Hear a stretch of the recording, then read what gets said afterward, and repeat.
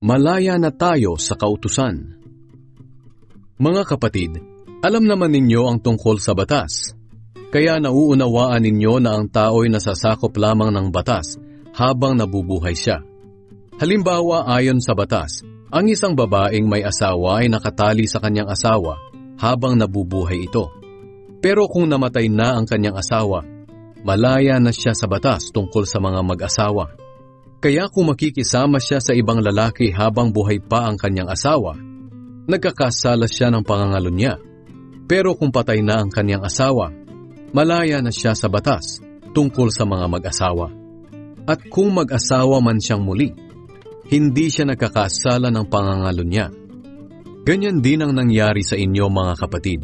Malaya na kayo sa kautusan sa pamamagitan ng pagkamatay ni Kristo. Muli siyang nabuhay at kayo'y pinag-isa sa Kanya para maging kapaki-pakinabang sa paglilingkod sa Diyos.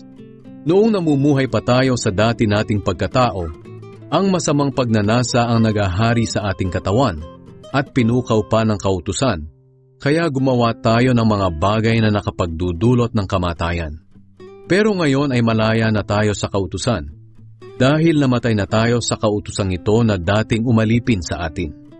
Ang ating paglilingkod ngayon sa Diyos ay hindi na ayon sa dating buhay na dulot ng kautusan, kundi sa bagong buhay na dulot ng banal na Espiritu.